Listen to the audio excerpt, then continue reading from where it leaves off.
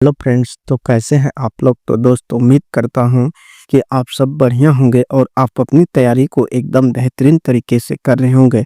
तो साथियों, चलिए आज के इस वीडियो में जो है बिहार पुलिस के लिए बायोलॉजी का काफ़ी मोस्ट इम्पोर्टेंट प्रश्न को करेंगे। साथियों, आपके एग्जाम के लिए ये सभी क्वेश्चन मोस्ट इम्पोर्टेंट है, तो आप लोग इस वीडियो पूरे अंत तक देखिएगा। मैंने पूरे जो है इसको सिस्टमेटिक तौर पर जो है आपको बताने की यहाँ पे कोशिश किया हूँ। तो चलिए वीडियो को शुरुआत करते हैं।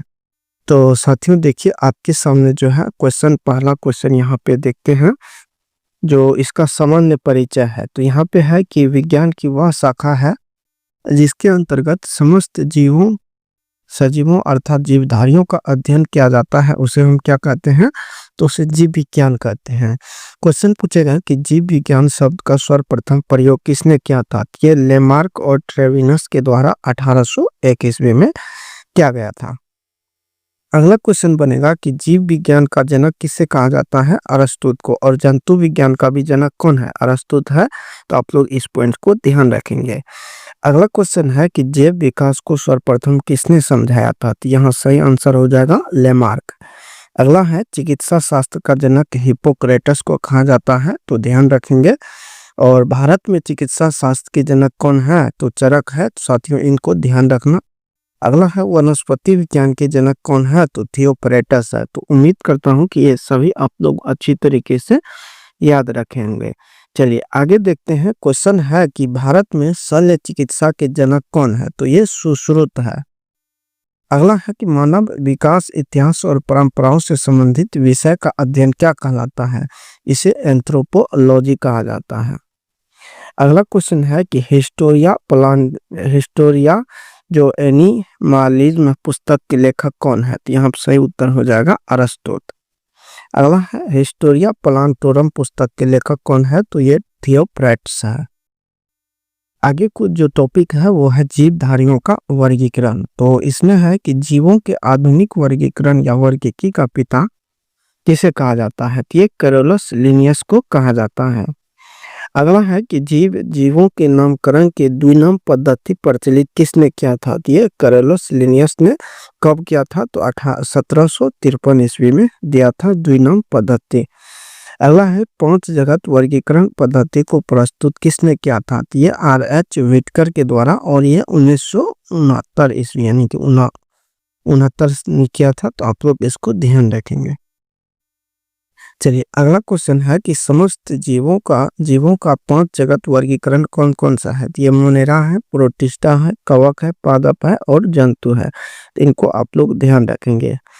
अगला है कि सभी प्रोकैरियोटिक जीव सम्मिलित किए जाते हैं। तो प्रोकैरियोटिक जो जीव है इसे हम मोनेरा जगत में रखते हैं। अगला है कि मोनेरा जगत के सदस्य है। तो मोनेरा जगत में कौन कौन से जीव आते हैं, यहाँ हो जाएगा जीवाणु, नीलहरित शैवाल और या साइनोबैक्टीरिया, जिसे नीलहरित शैवाल को ही हम साइनोबैक्टीरिया कहते हैं। अगला है कि प्रोकैरियोटिक जीव में नहीं होता है। तो प्रोकैरियोटिक में नहीं होता है, क्या नहीं होता है, तो केंद्रक नहीं होता है। अगला है एक कोशिकीय यूकेरियोटिक जीव सम्मिलित किए जाते हैं। तो किस जगत में, तो ये प्रोटिस्टा जगत में सम्मिलित किए जाते हैं। तो साथियों, इनको ध्यान रखना। अगला है कि प्रोटिस्टा जगत के सदस्य कौन कौन से हैं, तो ये शैवाल होगा, कवक और प्रोटोजोआ। ये तीनों जो है किस जगत के हैं, तो ये प्रोटिस्टा जगत के हैं। तो आप लोग इसका स्क्रीनशॉट ले लीजिए। चलिए बढ़ते हैं अगले क्वेश्चन की ओर। क्वेश्चन है कि यूकैरियोटिक में उपस्थित होता है। तो यूकैरियोटिक में उपस्थित केंद्रक रहता है, लेकिन प्रोकैरियोटिक में जो है केंद्रक उपस्थित नहीं रहता है। अगला टॉपिक है जीवाणु। तो जीवाणु से जो भी क्वेश्चन बनेंगे यहाँ पे हम देखेंगे। तो क्वेश्चन है कि जीवाणु की खोज जो है किसने किया था। तो जीवाणु की खोज ल्यूवेनहॉक ने 1683 ईस्वी में किया था। अगला क्वेश्चन पूछेगा कि जीवाणु विज्ञान के पिता कौन है। तो ये ल्यूवेनहॉक को ही जीवाणु विज्ञान का पिता माना जाता है। अगला है कि जीवाणु नाम जो है किसने दिया था। तो ये एहरेनबर्ग ने 1829 ईस्वी में जीवाणु का नामकरण किया था। अगला है कि कोशिकीय संरचना वाला सबसे छोटा जीव कौन सा है। तो यहाँ क्या हो जाएगा, जीवाणु हो जाएगा। अगला है कि जीवाणुओं की कोशिका भित्ति बनी होती है। तो किसकी बनी होती है, तो ये मिकोपेप्टाइड की बनी होती है। तो आप लोग इसको ध्यान रखना साथियों, काफी मोस्ट इम्पोर्टेंट है। अगला है कि दलहनी पौधे की जड़ों में पाए जाने वाला जीवाणु कौन सा है, तो ये राइजोबियम हो जाएगा। अगला है कि वायुमंडलीय नाइट्रोजन को नाइट्रेट के रूप में परिवर्तित कौन करता है, तो ये राइजोबियम ही इसको परिवर्तित करता है। तो इसको आप लोग स्क्रीनशॉट ले लीजिए। चलिए बढ़ते हैं अगले क्वेश्चन की ओर।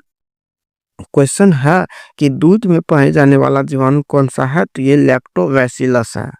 अगला है एंटीसेप्टिक सर्जरी की खोज किसने किया था, तो जोसेफ लिस्टर के द्वारा किया गया था। अगला है कि जीवाणुओं का कृत्रिम संवर्धन किसने किया था, तो ये रॉबर्ट कोच ने किया था।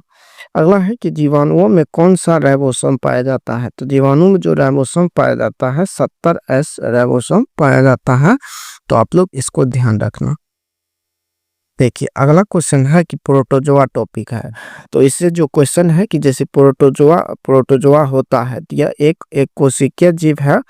प्रोटोजोआ शब्द का सर्वप्रथम प्रयोग किसने किया था, तो गोल्डफास्ट ने किया था। तो इसको आप लोग ध्यान रखना। अगला है कि प्रोटोजोआ संघ के जंतु हैं, तो ये amoeba, Euglena, Plasmodium and amoeba histolytica. Question पूछता है एग्जाम में कि निम्नलिखित में से कौन प्रोटोजोआ संघ में सम्मिलित नहीं है। ये अमीबा है, यूग्लिना है, प्लाज्मोडियम है और अंट अमीबा हिस्टोलिका ये शामिल है। बाकी जो ऑप्शन में देगा वो नहीं है। तो इन सभी को आप लोग खुद ध्यान रखना है साथियों। अगला है कि हरा प्रोटोजोआ को क्या कहा जाता है, तो हरा प्रोटोजोआ को यूग्लिना कहा जाता है। तो आप लोग ध्यान रखना। आइए आगे देखते हैं विषाणु से। तो विषाणु से जो क्वेश्चन बनेंगे इसको यहाँ पे हम देखते हैं। तो विषाणु जो है इस संसार का सूक्ष्मतम जीव है। तो आप लोग ध्यान रखेंगे विषाणु के अध्ययन को हम क्या कहते हैं, तो इसे वायरोलॉजी कहा जाता है। और विषाणु की खोज किसने किया था, तो इसकी खोज इवान विस्की ने 1892 ईस्वी में किया था। अगला है कि साधारणतः सभी विषाणु बने होते हैं किसकी, तो ये प्रोटीन और न्यूक्लिक एसिड और आरएनए के बने होते हैं। तो विषाणु किसके बने होते हैं, प्रोटीन, न्यूक्लिक एसिड और आरएनए के बने होते हैं। क्वेश्चन पूछेगा कि विषाणु का आकार कितना होता है, तो 0.15 से लेकर के 0.2 माइक्रोन। माइक्रोन का मतलब होता है 10⁻⁻6 मीटर। तो आप लोग इसको ध्यान रखेंगे। अगला है रासायनिक रूप से विषाणु होते हैं। तो रासायनिक रूप से जो विषाणु है ये एक प्रकार का न्यूक्लियो प्रोटीन है। क्या है विषाणु, रासायनिक रूप से न्यूक्लियो प्रोटीन है। तो आप लोग इसका स्क्रीनशॉट ले लीजिए। चलिए साथियों बढ़ते हैं, अगले टॉपिक है कोशिका विज्ञान। तो कोशिका जो है इससे जैसे कि पूछेगा कि जीवन की मूलभूत इकाई क्या है, तो ये कोशिका है और बीपीएससी में पूछा है। अगला है कि कोशिका की खोज किसने किया था, तो ये रॉबर्ट हुक ने 1665 ईस्वी में कोशिका की खोज किया था। तो आप लोग इसको ध्यान रखना। अगला है जीवित कोशिका की खोज किसने किया, तो लुवेनहॉक, यानी कि लुवेनहॉक जो है जीवित कोशिका और कोशिका की खोज पूछेगा तो रॉबर्ट हुक, लेकिन जीवित कोशिका की खोज लुवेनहॉक को आप लोग ध्यान रखना। साथियों अगला क्वेश्चन है कि कोशिका का जो अध्ययन है इसे हम क्या कहते हैं, इसे साइटोलॉजी कहा जाता है। क्वेश्चन पूछेगा कि कोशिका सिद्धांत का प्रतिपादन किसने किया था, ये स्लाइडेन एवं स्वान नामक वैज्ञानिक ने 1838-39 ईस्वी में कोशिका सिद्धांत दिया था। और इन्होंने ही बताया था कि प्रत्येक जीव जो है कोशिका से मिलकर ही बना है। अगला है कि जीवधारियों की संरचनात्मक एवं क्रियात्मक इकाई होती है, तो इसे कोशिका है। क्या है, कोशिका है। अगला है कोशिका दो प्रकार की होती हैं, प्रोकैरियोटिक और यूकैरियोटिक। मानव में जो कोशिका है वो यूकैरियोटिक है और उधर जो देखे थे कि विषाणु जैसे कि जीवाणु ये सब क्या है, प्रोकैरियोटिक में आते हैं। अगला है कि केंद्रक एवं केंद्रिका नहीं पाए जाते हैं, यानी कि कौन से कोशिका में केंद्रिका या केंद्रक नहीं पाए जाते हैं, तो प्रोकैरियोटिक कोशिका में नहीं पाए जाते हैं। लेकिन केंद्रक और केंद्रिका उपस्थित रहते हैं किसमें, यूकैरियोटिक कोशिका में केंद्रक और केंद्रिका उपस्थित रहते हैं। ये भी पूछ सकता है कि किसमें उपस्थित रहता है और किसमें नहीं रहता है।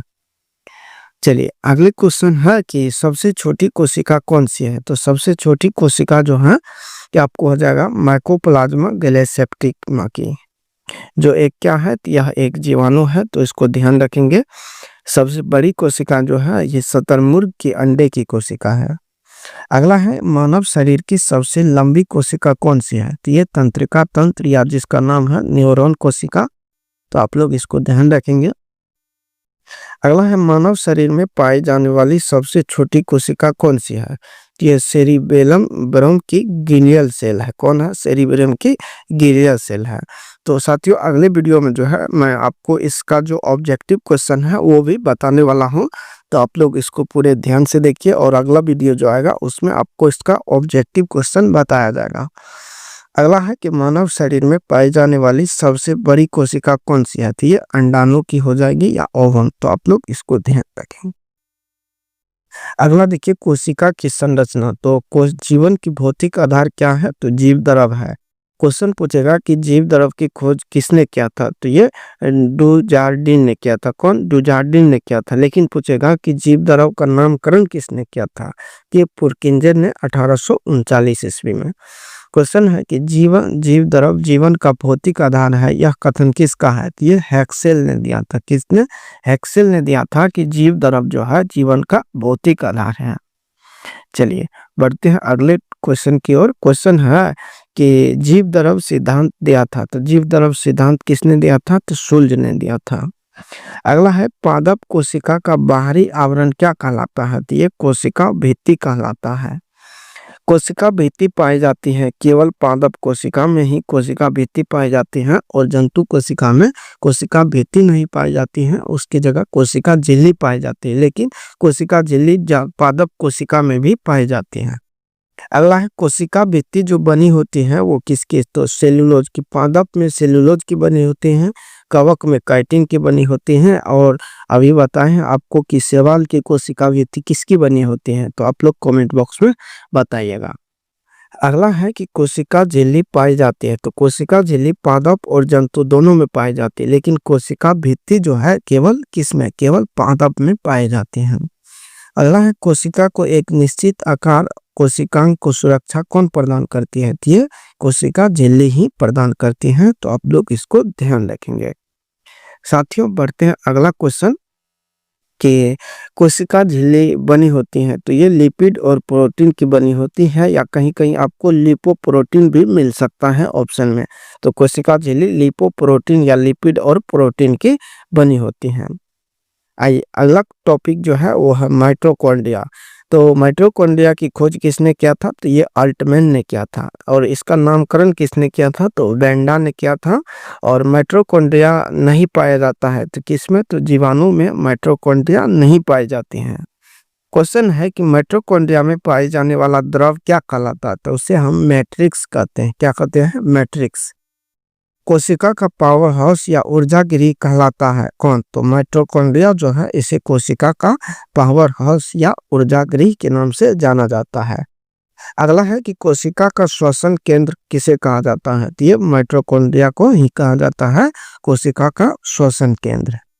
साथियों बढ़ते हैं अगले क्वेश्चन की ओर। क्वेश्चन है कि माइटोकॉन्ड्रिया में ऊर्जा किस रूप में संचित रहता है? तो ये मोस्ट इंपॉर्टेंट है, तो एटीपी के रूप में संचित रहता है। अगला है एटीपी का निर्माण होता है, तो ये माइटोकॉन्ड्रिया में होता है। एटीपी का पूरा नाम होता है एडिनोसिन ट्राइफॉस्फेट होता है, तो आप लोग इसको ध्यान रखेंगे।